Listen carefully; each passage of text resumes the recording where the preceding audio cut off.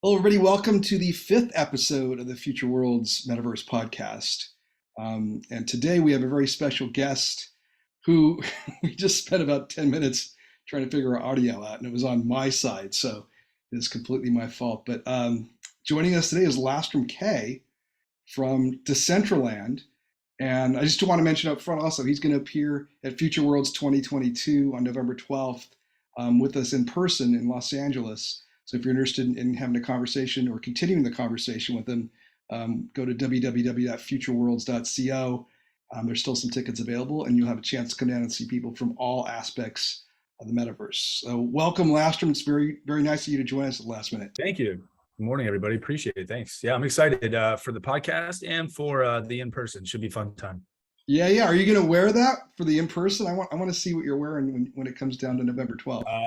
I don't want to reveal anything, but I will just say you won't be able to see my face. So I'll leave it at that. You're like the Jack in the Box guy, right? He's just, you got arms and you have a suit and you're doing stuff. I love it. Yeah, it spawned from something authentic, and now I've just kind of owned it as I've gone 100% in space, and it's fun. It's pretty cool. It's actually pretty cool. All right, so give me a little background. I literally just got introduced to you by Sam Hamilton a couple days ago, and you're kind enough to hop on quickly. And you're so hard to find because you're so anonymous. But I know you did Last Slice Collective and a couple things there, but can you give us a little background, how you started out and where you're at? Yeah, definitely. And shout out to Sam. He's an amazing guy, one of the OGs in Decentraland in the Web3 space, a truly fantastic guy. And so I started in this space in about 2018 when Ready Player One came out. And I really don't know how I came across Decentraland, but I did. I fell in love with it. It was way back in the private beta, and there was really nothing you could do. And I'd always programmed as a hobby, hence the anonymity, because it was never my full-time operation. And so I've never had a formal education. I've always learned and taught myself, read books, online things. And so I took a little dive into Decentraland to learn their SDK, their software development kit. And it just progressed over the years. And we can get into it further, but that's how Sam reached out to me in March of 2021 and said, "Hey, Lastraum, we'd love to have you on the team at the foundation. You're doing fun stuff in the community." And so that's what happened back in March of 2021, right around the same time I was starting the Last Slice Collective NFT project. So that really was the catalyst to go full in, all in 100%, leave my real life identity behind and really assume this anonymous personality 100% full time. You're one of the few people that I think is doing that 100%. I mean, I see people jump in a little bit. I have a friend that travels the world and is kind of a digital nomad, but she still appears from time to time and is in person. So it's one day you'll be able to do it 100%, I think. Tell us about Last Slice Collective. Where did that come from, and what happened with that?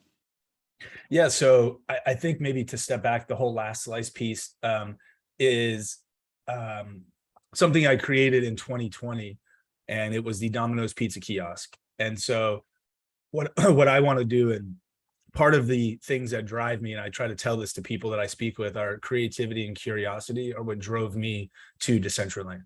And so I've always leveraged those sort of ideas to bring to life interesting and cutting edge experiences. One of them being, hey, how can we bring the two worlds together, the physical and the digital?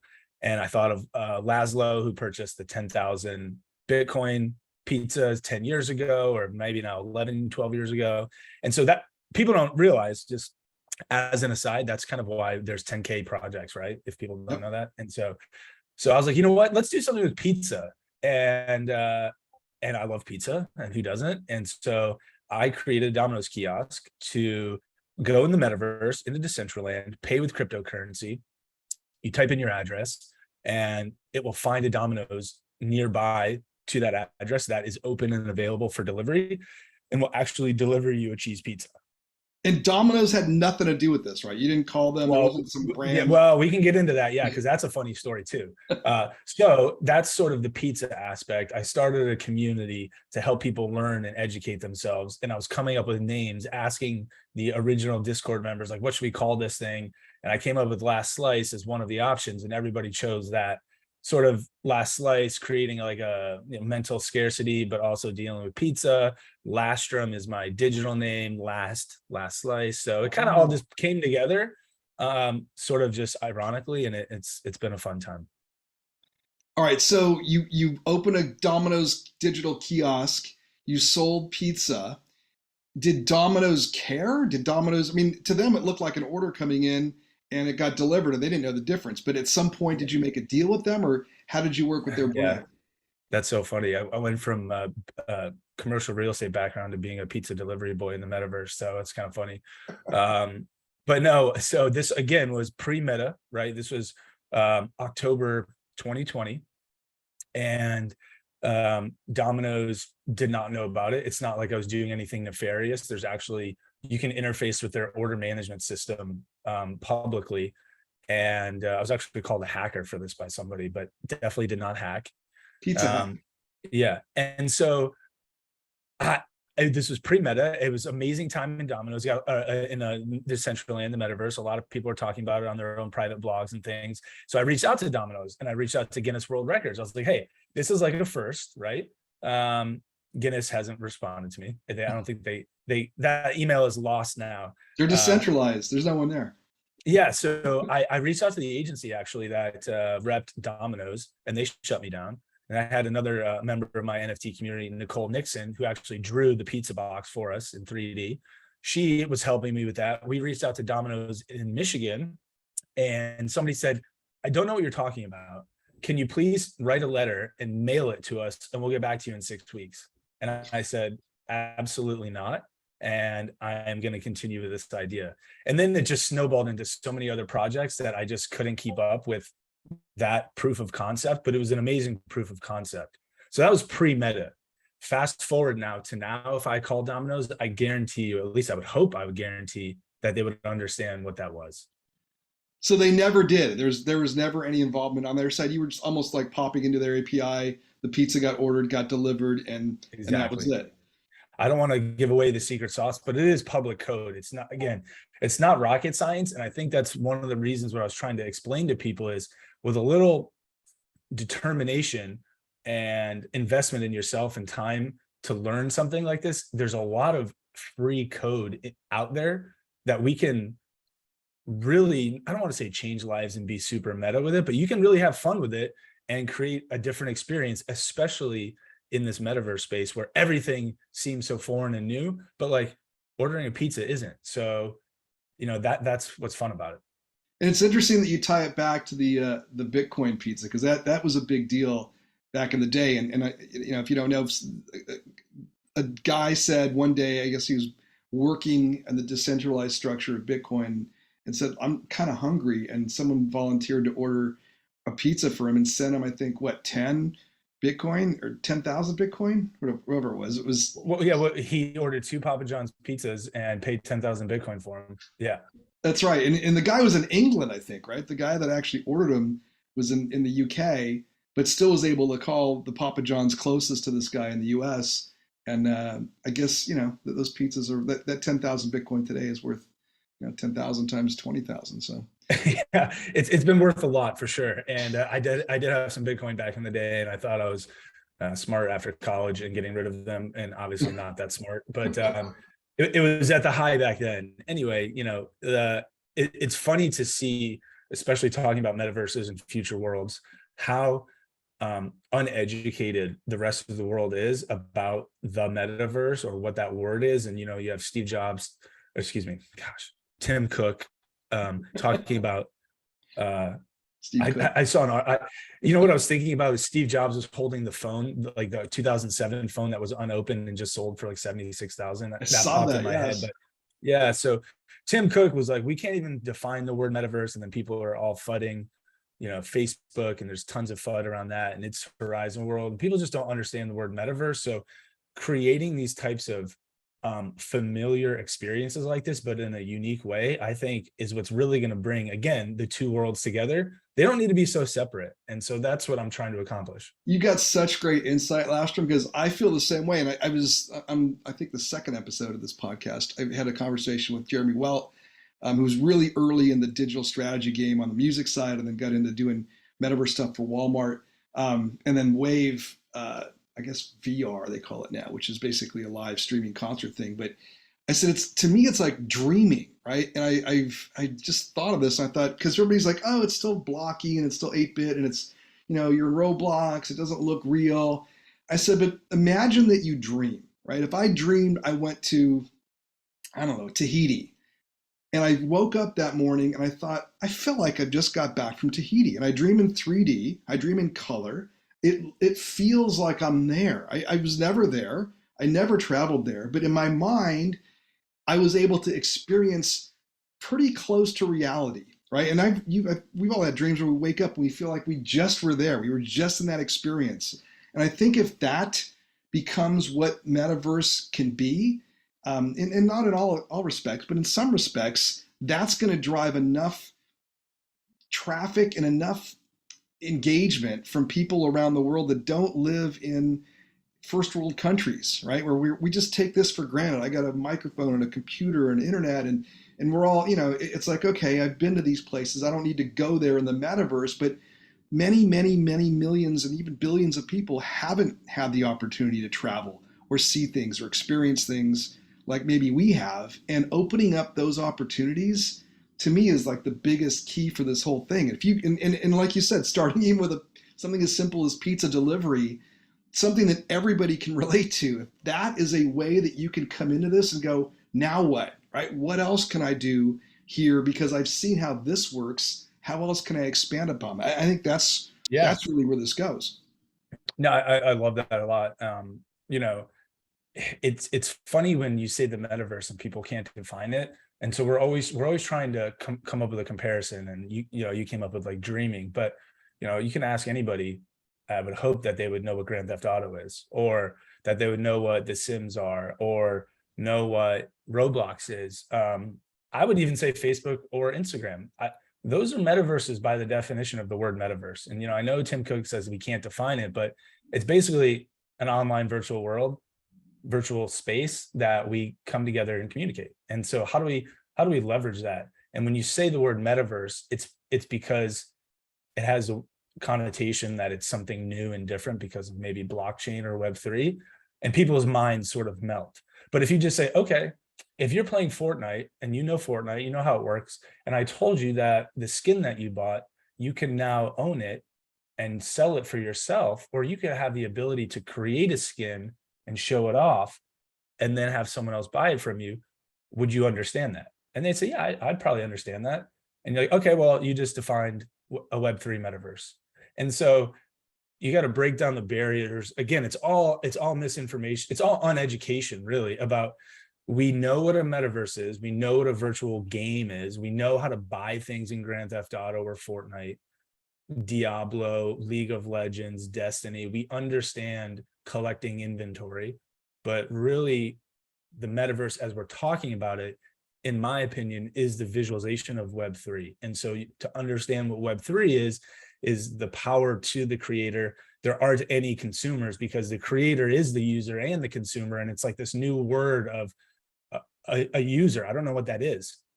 There's so many definitions of, I'm users. with you. It blends, right? You're both consuming and creating almost at the same time. And the whole, pay to play and pay to watch, and you're invested and you're earning at the same, you're investing and earning at the same time. It's kind of a crazy concept, but that's exactly how I see it.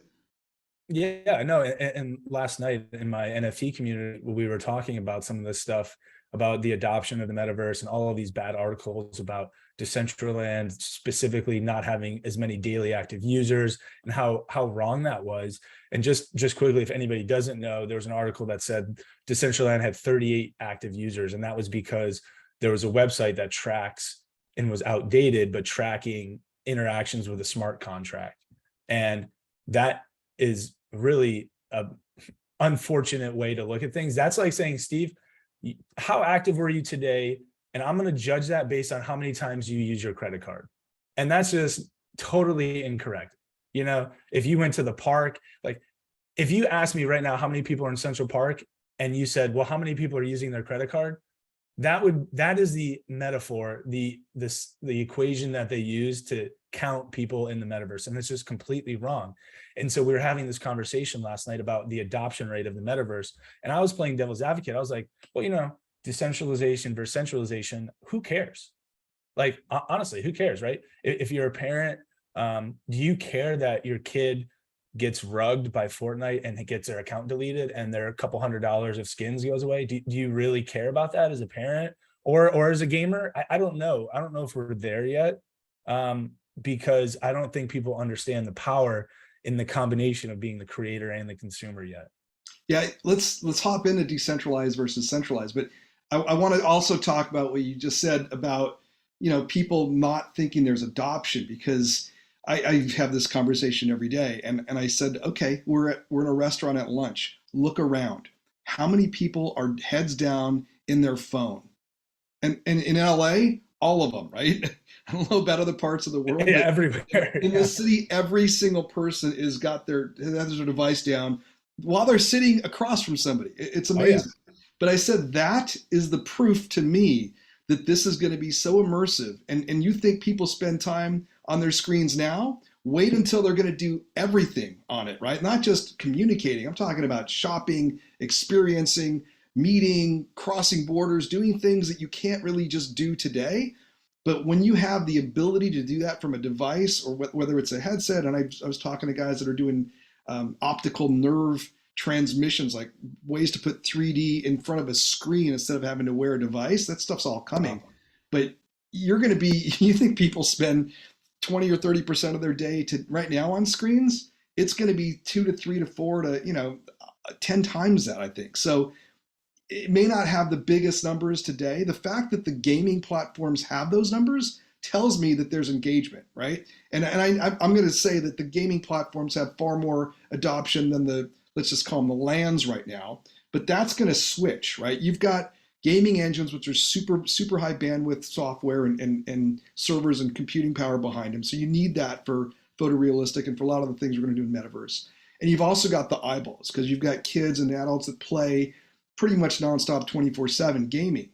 Once those worlds collide and you're gamifying, let's just say your consumer lifestyle, that to me is where you cross over. So it's no longer, oh, I'm playing a POV or a first shooter POV or a Grand Theft Auto. I'm actually living Grand Theft Auto tonight. I'm going to go out and drive cars with my friends. I'm going to have dinner with my buddies. I'm going to go over and watch a show. I'm going to have an after party at my virtual condo. When you start living that as a person in that metaverse, those worlds start to blend. And I think that gaming community comes into a lifestyle community, and the lifestyle community comes into a gaming community.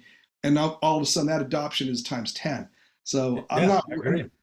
yeah, those No, numbers are, like you said, they're skewed. They're reading the wrong metrics. And even if they are lower than what you're seeing, you can't deny the people that have come into concerts on Fortnite or Roblox. I mean, those are millions of people engaging in one or two events in a space that's global, right? And no one's denying those yeah. numbers. So I think Oh no, yeah. that's the proof. The numbers, I'm not worried about the numbers at all. It's funny that Web 2 continues to FUD Web 3. And it's so funny to just the NFT space. How many times the hacks in Web 3 are from Web 2 phishing emails. It's amazing to me when somebody clicks on a wrong email and gets rugged in Web 3. It's so funny when a Web 2 journalist doesn't understand this capability of being a creator and a consumer and owning the digital content, and then they go and bash the actual wrong information. And so it's an education process, and that will get to an adoption rate. I'm not worried about the users right now, because there's a long way to go, especially in Decentraland with decentralization. I always bring it back to video games, as you sort of do, in terms of having people understand where we're at and what we're talking about. Decentraland specifically, is decentralized. Sandbox, I don't know how decentralized is it. I think it is a little bit. It's just not as open in terms of access right now. I think it's still in a beta. The other worlds is not even, it's private alpha, I think. Horizon Worlds, I have no idea where that one is, but there's some form of decentralization in these Web3 worlds, not Facebook. And so you look at Blizzard or EA Sports or any of these games, behind these massive platforms, Microsoft with Minecraft, and it's like those companies are guiding the decisions of the platform. And so in a decentralized world, it might take longer for us to put all the pieces together because we're also building the pieces. I'm a general contractor in the metaverse. So last slice, you want something built, we have clients will come to us and we'll build it for you, or we'll find areas of improvement and flip them back to the foundation who's helping guide the decentralized platform of Decentraland and make those improvements. So the adoption rate doesn't bother me. It's just a curious topic of how can we, it's like a cart before the horse, chicken and the egg. We need content to get users in, but who's going to build the content if there's no users? And so that's where I exist, and why I created Last Lace essentially is to help people learn how to build in the virtual space. Because like you said, we will get to a point where we're no longer flicking and scrolling and swiping and clicking. As I've said, like that's not interacting with the internet, is it? Like that's kind of, if you think about where the internet is 20 years from where it started, let's just call it from 2000, we're still touching a browser. How weird is that we can't like immerse ourselves in a purchase experience at Nike and walk around a virtual store and like try on the shoe and then buy it and have it come to us. And that's what really sparked my interest, was in 2018 in Ready Player One, when he geeks out after winning the first key, gets his coins and goes on a shopping spree, and then finds that like suit and it gets delivered to him. And I was like, oh my God, this is it. This is the next. We're getting close. I mean, Artifact, the guys at Artifact, Chris and those guys they're on it, right? They've kind of merged into Nike, at least part of them. And I'm impressed with what's coming out of their shop and the way that you could create. And there's no reason you can't get a pair of shoes delivered to you that day or the next day, right? I mean, you got door-to-door deliveries now. So it's close. I think the technology's there. Where do you, I still want to push into the decentral central, but where do you think this goes? I mean, do you think that to me, there's got to be interoperability at some point, right? Just like we saw with crypto or something like a Uniswap or Sushi, where there's so many coins and people are like, oh, I want to trade this for that. Oh, you have to do it through an exchange. You have to go buy this. You have to buy that. It just got clunky. And at some point, it's like, can't we all just play together? So as someone who's developing, that you've got to develop a different resolution level for Decentraland than you might for Roblox, for the Sandbox. How do you see that coming together? Yeah, I love that you talk about that. And, as I mentioned earlier, my interoperability focus is digital to physical. It's not digital to digital. And that might be a misconception for a lot of people, because just up until recently, when you played on PlayStation, could you play with Xbox players? No. It used to be two separate platforms, yeah. Yeah, you couldn't do that, right? Can you take your Roblox items and go play it in Grand Theft Auto? I don't think you can. You cannot. Can you take your Fortnite sword and go play it in Diablo? No. Okay, so this whole, again, it's a misconception of, we want this interoperability between these metaverse worlds, and why can't we figure this out?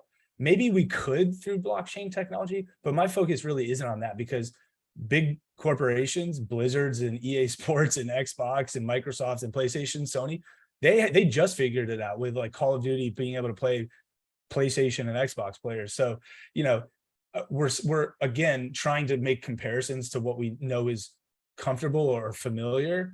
And sometimes we put an unrealistic expectation on this technology when the focus, I don't think, is that digital to digital. Because do we really care? Is that really a pain point for us to join the space? Because we already accept that I cannot play Roblox and take my items to other worlds. Yeah, but imagine you have a wallet, and in your wallet are all your NFTs, and say like your headpiece right there, if you want to use that in a different land, but that land doesn't accommodate it, then you either can't have it there or you have to recreate it there. And isn't that an obstacle? Isn't that some friction? Well, I mean, like to a degree, yes, but I think again, the focus of building out these different technologies is like, again, iPhone message and Android messaging, and it's like, why can't they both be iMessages, right? That's sort of Right. what we're trying to talk about. Yes. And I But just, but you can hold on. You can get an Android message on your iPhone. It's just green. But if imagine if you right, couldn't right, if you couldn't get it at all, which used to right, be the case, that was like, right. why would I buy that phone? I can't even Yeah, talk to yeah. half the people.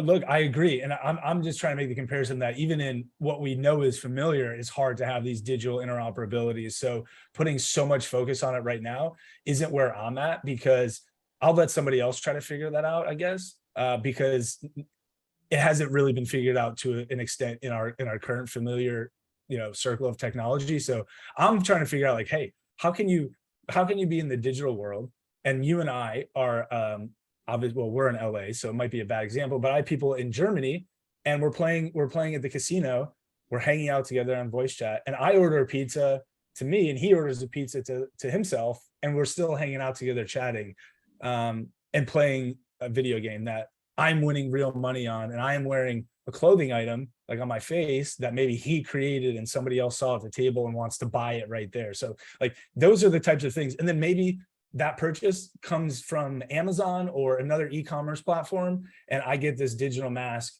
like delivered to me in real life. So those are the type of interoperabilities that I get excited for, because it just, in my mind, technically it's like no one cares about going from Minecraft to Roblox yet. So I don't think anyone cares, at least I don't care to take something from Decentraland to Sandbox yet. But I blockchain see might that, solve that. and from a product standpoint, maybe that's true. But I'm looking at. I mean, we're developing some land concepts as well, but they're we want to put them in every land, right? So in my discussions with designers and developers, it's like, okay, but you can't put this same thing in Decentraland that you're building in Meta, right? Like, Totally. okay, so I have to build it twice. Like, yeah, Right. and that's where the friction point is that I see is from a bigger. If you're trying to build something that's available, it's like Mhm. oh, it's like gasoline, right? You don't. It's the same gasoline, but there's different gas stations. Well, If someone says you yeah. can only have gas at Chevron, and then no other gas station would exist, right? If I wanted gas, I had to go to Chevron. I'm just saying, if I've got a product that applies across, why there should be an easy way to have it develop to work in all it doesn't have to be in all platforms, but Yeah. if someone wanted to put it there, it should be easier than recreating it from zero. No, I agree. I just think that, and there's a lot of people that work at, let's say, Salesforce or IBM that work on integrations. I mean, that's what they do, from Yeah. legacy systems to new systems to all kinds of different systems. I mean, in that's a whole industry of, IT consulting, right? That exists, but that exists on top of the software that is there, right? And so we're still trying to build out that software while like figuring out which integration points to also put together. And it's like, how much hindrance is that, focusing on those integrations versus like getting a solid platform product out there first without worrying about, oh, we're working on platform one, how much can we integrate to platform two? I totally agree. I mean, it's just like with crypto. The coins had to be developed first, and then they said, "Oh, you've got 4,000 different coins. How about we, Right. we were able to trade them somewhere?" All Yeah, I right, mean, let's look, the let's blockchain. Yeah. yeah. You've got Ethereum, and then you've got Solana, you've got Tezos, and now people are trying to come up with bridges, and that's a whole thing in itself, where it's like, okay, if the people working on Ethereum also worked on the integrations into every other blockchain, like how does that work in terms of timing and effort and deliverables, Yeah, I think with things like, MetaMask, for example, is probably the most common wallet. I mean, you're going to see people store their assets there, and then once the integrations start to happen, they'll happen probably through that wallet, is my guess, right? So, Right. like, if I want to put something in Decentraland, I could do that through MetaMask. If I'm going to put it in Roblox, I can do that through Sure. MetaMask, etc. So there'll be a point of contact. Let's talk about centralization versus decentralization. I Sure. was listening to a podcast on the way I'm driving this morning, and it was just it was, and I got a little history with governance. I was sitting with Kathleen, who's one of the founders of Tezos. This was 4 or 5 years ago now, and I don't know how I got into this. It was like a forum, but it was at an attorney's office, and she's like, oh, we're totally all our governance is democratized, totally decentralized. I said, okay, so it's basically the most token holders get more votes, right? She's like, yeah. I said, so who are the major token holders on Tezos? She goes, well, my husband and I. I said, well, okay, how many tokens do you guys have? She goes, about 85%. And I thought, okay, that's not really that decentralized. That's you and your husband controlling this currency. I mean, yeah, Yep. 15% of the other people can vote, but if you're 85%, you have an overwhelming majority and you're going to have control until, it's diluted. So tell me, I mean, and I've got different thoughts on it, but Decentraland, to me, there's a foundation, right? There's a foundation that provides governance, and then you can stake into that, I'm assuming. Is that how you guys operate, or how do you guys structure that? Yeah. So the foundation is a core team that is working on the focus of the platform and building out this decentralized protocol and experience. And then there's the DAO that is a separate entity that handles the governance and the voting system, the VP, all of that stuff, and then integrating the proposals that are made and voted on and approved and passed, might require some effort from the foundation to implement, right? If we all voted on say, hey, we want VR, right, which was a proposal and it got passed, I believe, and so working with the platform team on how whoever's going to build that VR client to integrate into the current system, because it is open source. Decentraland is open source. It's all free. You don't have to sign up for a yearly subscription to be a developer or to do pull requests on GitHub and check out the code and submit bugs and other topics and improvements. So it's a really unique platform. So there are two separate things. There is a huge governance piece with the DAO and the users of the platform and holders of Mana having a vested interest into decision making in the platform. How widely distributed do you think Mana is, or do you know that they're I'd say the foundation holds again 80% of the Mana, or what do you see from where you are as how widely that's distributed?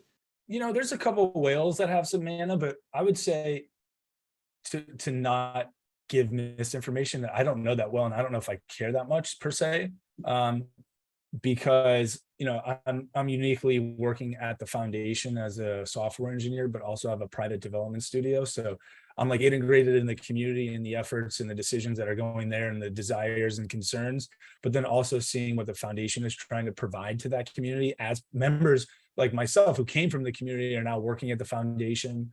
So to me, like I don't really pay attention to where Mana is per se, because if one person had all the Mana, I'd probably still be building in Decentraland.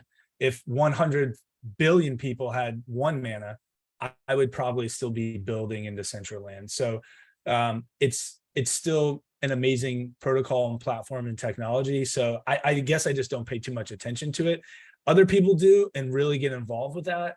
I don't know if that really helps build in the platform. And that's a I would say an overgeneralization, but just again, to be overgeneralized, I would rather be integrated into making the platform improved versus, who has Mana, what are they voting on, things like that.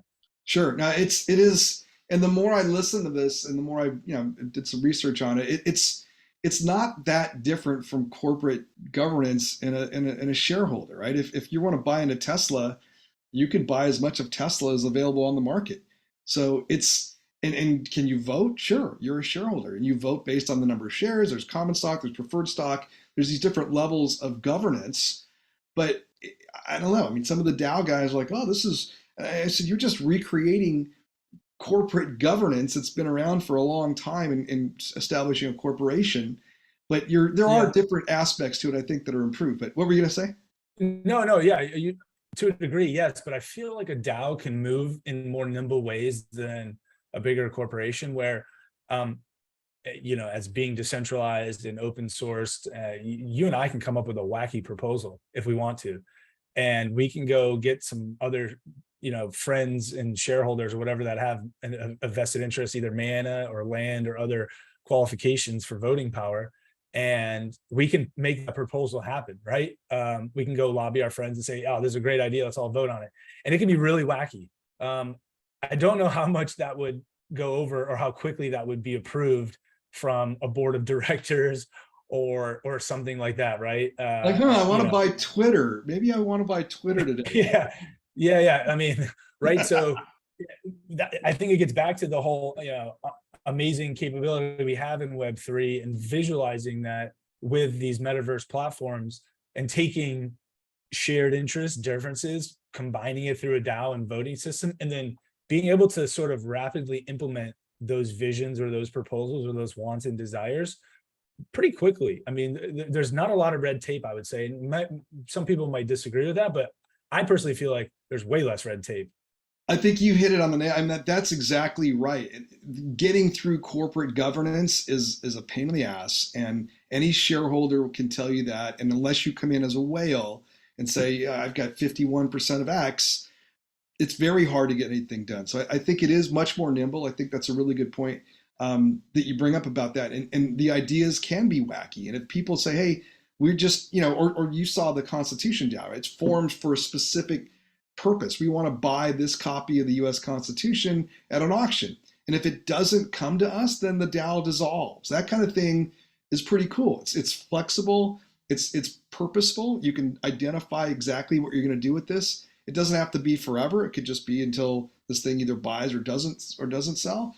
And you're right. I think it is a kind of a cool governance way, but there's still a level of governance. And who was I talking to? Oh, Sherry Hugh from Water and Music. They're a big blog in the music space, and she was talking about DAOs and saying how amazing they were. And then she said, but our organization is set up as a regular company because we realize that if we let every single person have a say in the way that we're running this, we'll never get anywhere. So I think there is a necessary level of governance involved, whether that's through a DAO or through a traditional system. But your point's really well taken. I think the nimbleness and the creativity that comes through the DAO structure is pretty cool.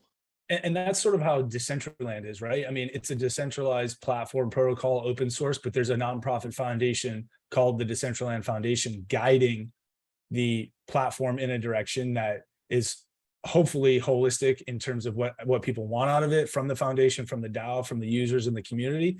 Because, and I'm dealing with this right now we're a collective of decentralized anonymous people. If you don't have a core team that is trusted to like guide a principle, paralysis by analysis, you'll get nowhere fast, right? I mean, and I think it goes back to the Blizzards and the EA Sports and this adoption rate, and people, specifically with Decentraland or Sandbox ask, why aren't the graphs better? Why can't we do this? And it's like, well, we don't have billions of dollars that a central company is pouring into one iteration of a video game, Call of Duty, Modern Warfare 2, and then they're going to go sell that to consumers for $60 a pop, make hundreds of millions of dollars, reinvest that into the centralized company, right? And so that's like the high level, that's AAAs. Then you get indie studios who have less of a budget, but still centralized vision. And then you get down to like the decentralized protocol where you and I could come up with something wacky and see it integrated, and we have less of a budget, and we still have the same, again, unrealistic expectation. And that's what I think my biggest thing with people is these unrealistic expectations through comparison of familiarity. And everybody's always comparing it to Roblox and all this stuff, but we unjustly expect the same results. And I just don't think we're there yet to hit those expectations. So we have to tamper those down. We have to realize where we're at with the technology, understand that in the long term, the protocol of decentralization has massive benefits, but in the short term, you lose a lot of that sort of focus. And I don't want to say centralization, but guiding principles towards an end result, right? There really is no end result, sort of, right? It's kind of like we're going straight. Yeah, exactly. Yeah. So it's a continuum, and you're right. I think it's just degrees. And again, I referenced this. I had this conversation with Jesse Walden at A16Z Crypto years ago.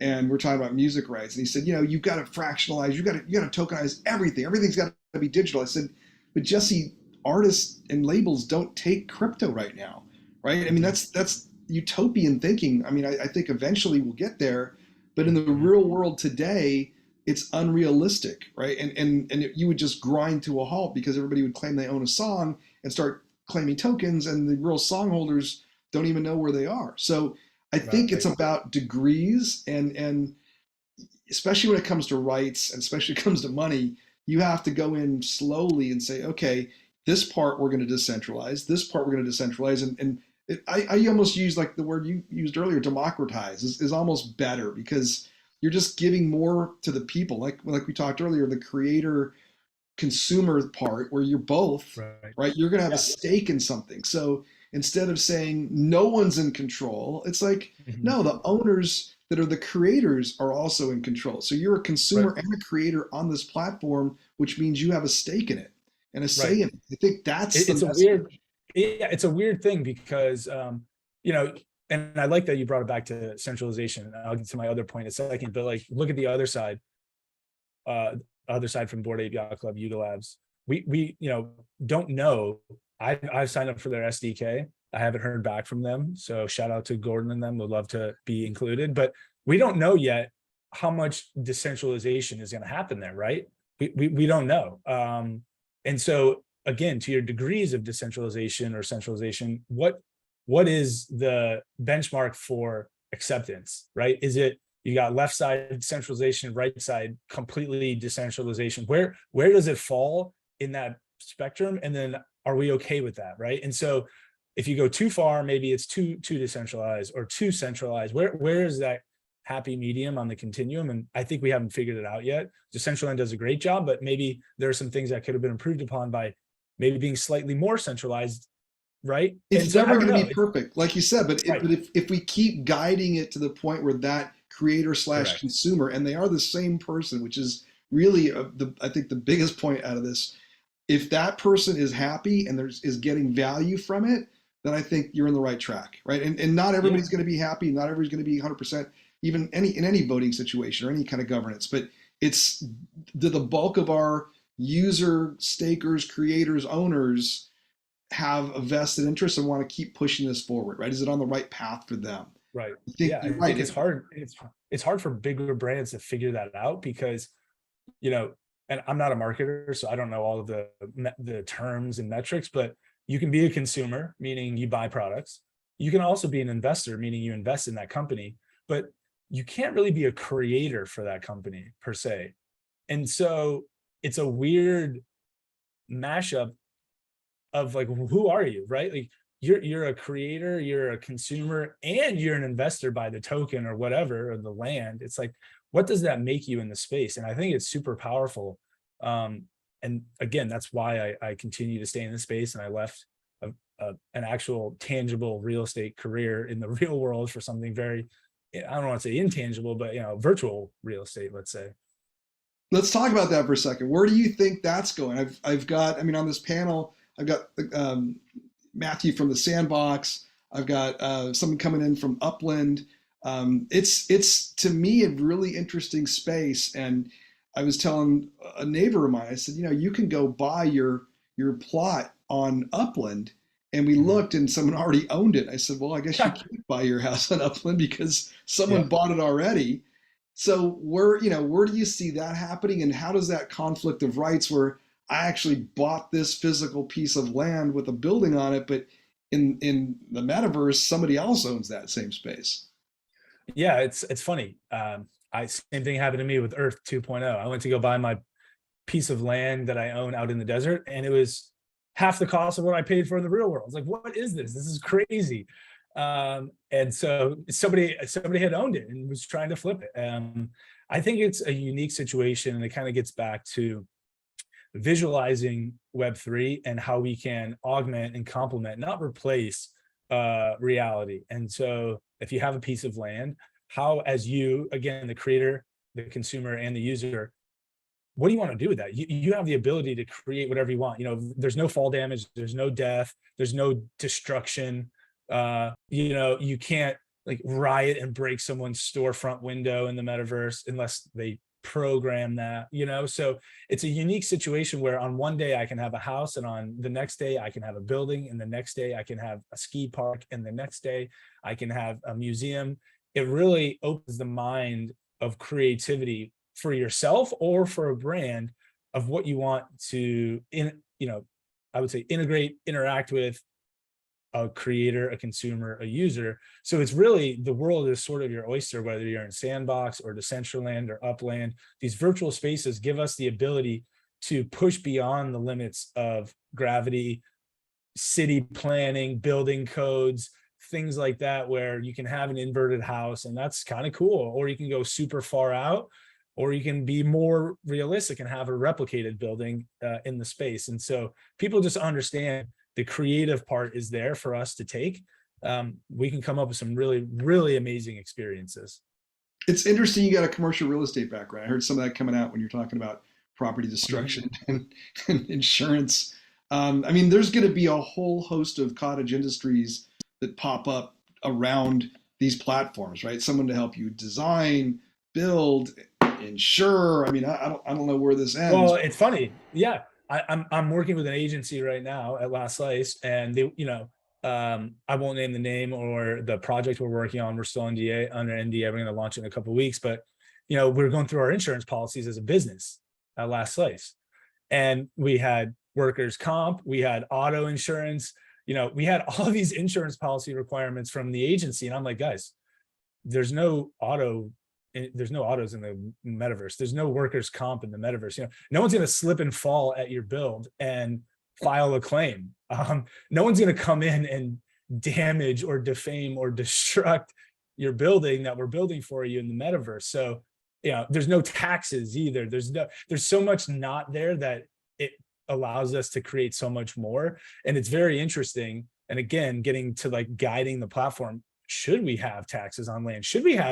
Is there an insurance component, and how does that work with blockchain and provenance and things like that, right? Coming from real commercial real estate background, if anyone owns a home or is trying to buy a home, understands title and the chain of title, you can go back, and unfortunately it's super archaic. It's in books, on pages, in a city hall, city planning. County clerk's office. Yeah. The clerk, yeah, you can go and look and see who has owned your piece of land back to the beginning of it being given from the government or wherever, right? Like that's what we're built on as a country. But why can't we just replicate that as a blockchain? That is literally a blockchain, right? That is a blockchain. You can't go back and you can't edit who owned it before you, and you can prove who owned it before you, and you can get all the information about that, and then now you own it, and no one can take that from you. So to a degree, right? With blockchain, it is definitely no one can take that from you unless they hack you. So there are things that feel right with just the example of real estate, but then it's like, okay, as we're creating these worlds, do we allow for these insurance companies to come in and create all of these undue insurance policies and requirements that sort of, again, create that red tape and bureaucracy, which puts the creator, consumer, sort of user apart from whatever they're interacting with, right? Because that's why we all want to just be a part of the space, is to engage with something I've created or you have created in an interesting way. And we don't care if you have insurance on your space, or if you pay tax for your land or not, or you've got back taxes, or, it's very interesting. And to see these real world ideas try to come into the metaverse, and you're just like, wait a second, that doesn't make sense. You don't need earthquake insurance in the metaverse. You don't need server insurance. So that, and again, where there's I look at opportunities. Maybe there is a really interesting way that farmers or Liberty can come in and create a very curated metaverse insurance policy that somebody understands what does or does not happen in the metaverse, and create that opportunity. And what's so great about Web3 decentralization? They don't have to ask the foundation to do that. They don't have to ask Facebook to do that, or Google or Amazon or anybody to like create these policies. Not to say they have to do it in the real world, but it's a fun way. It's a super interesting way to think about, again, ownership being that amalgamation of creator, user, investor, owner.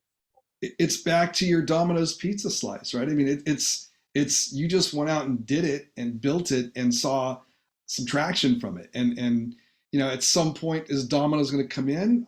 Probably, right? If you sold $1 million a day in pizza slices, I'm sure Domino's would find you and say, you're either going to Well, be our best outlet ever, and here's a bunch of money, or we're suing we're going to sue you yeah. until you go away. Well, so here's the thing, which is interesting. There's publicly available code, right? And maybe I'm exposing myself here, and this is why I haven't launched it for the masses in case they do try to sue me. But the order actually goes, and the payment goes to the Domino's store, the franchise, right? So Sure. what's interesting is the franchise is receiving the order but paying the franchise fee. So I'm like a franchise of the You're franchise, like an sort of. affiliate. You're a An salesperson. affiliate, right? You can't Exactly. hurt them. It's just I could see them going, "Wow, we don't want our name," but why wouldn't they, right? If I'm Domino's and I'm thinking ahead, I go, you know what? I'm going to ask this guy to build 10 more of these because I've Yeah. seen what he's done with one, and I know it's successful. Let's make him our digital franchiser, And, right? and you know what? That would be amazing. And Domino's doesn't own the land, and they don't own the building, and they don't have to, because interacting with their order system is publicly available. And again, I'm sort of outing myself on that, but I would love to continue to build out the experience with or without Domino's. Like I said, I reached out to them a year ago before Metaverse exploded with Facebook rebranding, and they said, "Hey, kid, send us a letter in the mail. We'll get back to you in 6 weeks." So that was their thought back then, right? So who knows where they're at now in terms of understanding that capability, whether you're the first a Guinness World Record or not, providing that capability of bringing the two worlds together in a space where we hope we can push it to something that is the Internet 3.0. I guarantee you they'll come around. If it's not them, it's going to be Papa John's, who they should have capitalized on the Bitcoin pizza thing a million times over, right? But someone is going to Yep. be selling pizza in the metaverse. It might as well be them, and they might as well be smart and make a deal with someone who's already built it for them. Yeah, no, I just think there's a lot of, again, misinformation about crypto, and there's still a stigma of the crypto bro wearing hoodie in the mom's basement trading, and they don't want to, dip their toe into the metaverse because everything is down. But if you look at your 401k, you've got 20% left of your 401k. So, is Domino's not investing in the real world anymore? Because, again, it's these expectations that we are unrealistically putting on the metaverse, when it's like, oh, crypto crashed, the metaverse crashed, it's a fad. Well, the whole world is sort of crashing. So you can't really unjustly say, I am not going to entertain this space because it feels dead right now. And we're in back to the this conference that we're doing. We're trying to keep it metaverse focused, even though we're very aware that NFTs and crypto are underlying that and are necessary to operate a metaverse. But when you say NFT this or crypto that, right now people are just it turns their head the wrong way. So we're trying to keep it focused on the overall picture versus each piece of it. Yeah. It's really interesting because I think you're seeing it with Gucci, you're seeing it with Balenciaga. A lot of fashion brands have come in with tens of millions of dollars. They're not afraid. They're like, we want to get with this now. And we've got Daria Natalia and Diana from Diverge and Daria Natalia from DressX coming to the conference. They're the leaders in digital fashion, and I was really happy to see them at Meta.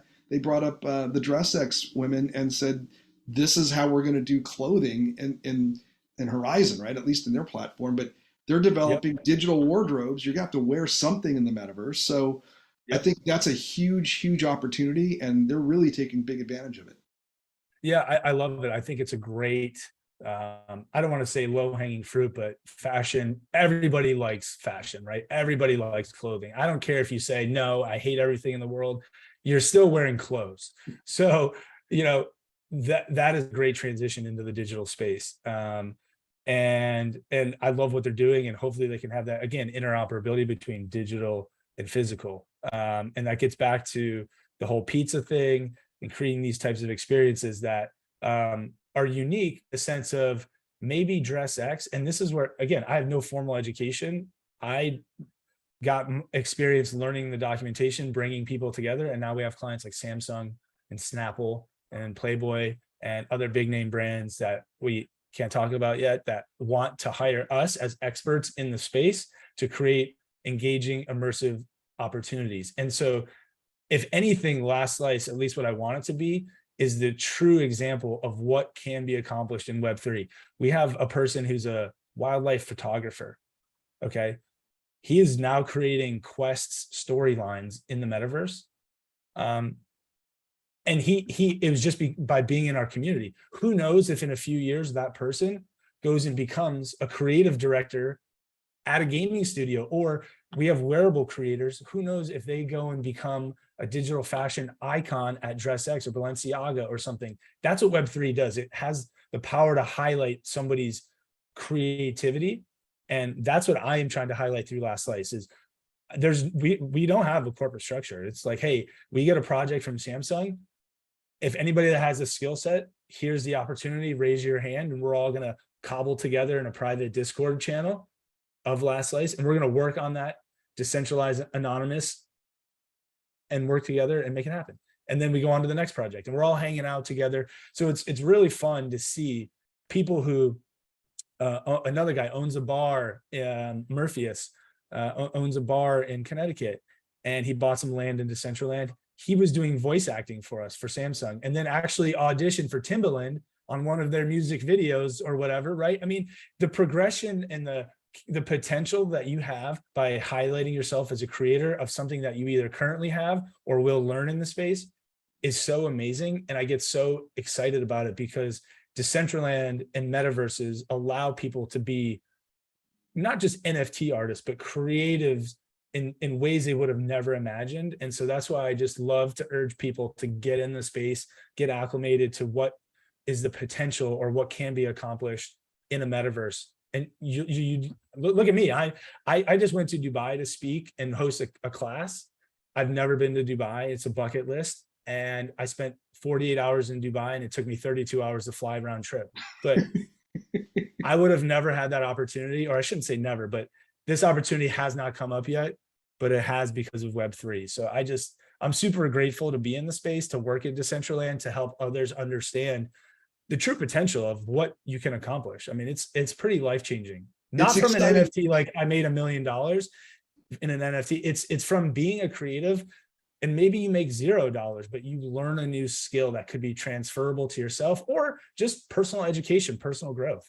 And it's expressing yourself, right? And the conversation I had with Dina and the other podcast episode was, just your clothing tells you what kind of tribe you're in. It could identify you in a way that normally passing somebody on the street you might not even consider. But it was for herself and the girls from DressX. She explained they all met at Mercedes-Benz Fashion Week in Ukraine, Kyiv, and it was almost a protest against what was going on in Crimea back then, right? It was a political statement to be at that event and to wear certain clothing. And now, you can identify with the tribe just by walking in, and with smart contracts, you can use that piece of wearable as a ticket or access point. And there's so many potentials.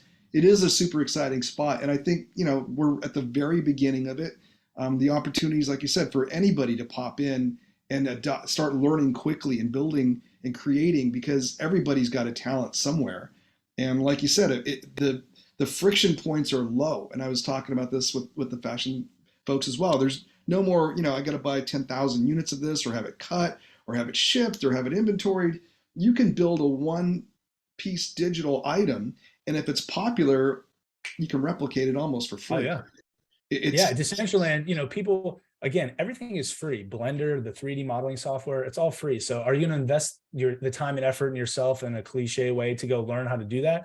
And it does cost money, but it only costs $150 to submit a digital item. And you could sell 10,000 of those for $1, right? Or, so it's a low barrier friction to entry, friction in terms of monetary. You still got to learn how to use the software, but it definitely is empowering people. Another guy, Rustan, in my NFT community, I love highlighting these people because they're so amazing. And we have met some of each other in person, and they've seen my face, but a lot of us are just anonymous, and we're so cool with each other.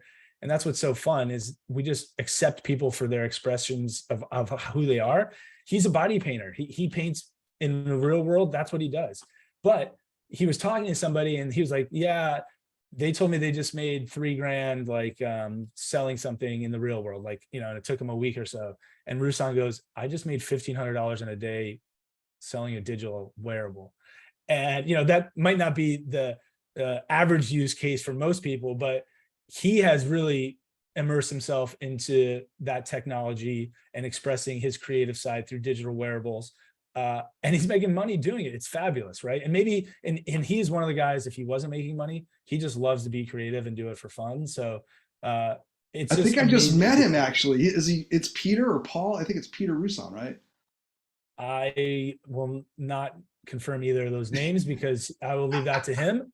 But Okay. yeah, Ruslan is really amazing. This guy is a body painter extraordinaire, and he may be on our artist panel, just so you know. And that's Yeah, I made that recommendation to Mariana to have him on there oh because he's cool. amazing. Yeah, I mean, what's funny is we were talking and he showed me a YouTube video of him, like he wanted to show off his new artwork or something in Last Slice Discord. And I went to, I was like, Rustan, you have 140,000 subscribers on YouTube. I was like, dude, you are a mega celebrity. He's like, do you not research the people that join your community? I was like, no, man, I just like hang out with you guys. I don't know your background, but like, wow. So I always call him the celebrity in our group. He's so humble. He's so amazing. He would be great to have on the panel to get his insight again from just like picking stuff up. He didn't know how to create wearables. He bought land to figure out how he could express himself through his body painting, and now he's making a lot of money doing wearable creation. So I think his point of view would be super helpful to have. I'll have him on and we'll see him there. All right, this is a great hour, man. I could talk to you for like another 3 days, but let's just one more time plug that you're going to be on our Future Worlds 2022 conference. It's in person. It's in Los Angeles on November 12th. You can go to www.futureworlds.co. Lastraum will be there. Guys from the Sandbox will be there. Guys from Upland, or a woman from Upland, I think, as well as hopefully Rostron, and other folks that are really on the edge of building stuff that's super creative, super forward thinking. I want to thank you again for taking the time to hop on today, and I look forward to seeing you in a few weeks. Yeah, thank you for the time. It was a pleasure. I love doing this. I love talking about it. I can't wait to meet you in person. I will have some form of a mask on, so I love to use that as an icebreaker for the engagement. And I'm super stoked for the panel and the In-World conference. It's gonna be great. Good stuff, man. I'm going to stop this. All right, I take appreciate care. it again. We'll talk soon. Thanks, Lastraum. Cheers. Cheers.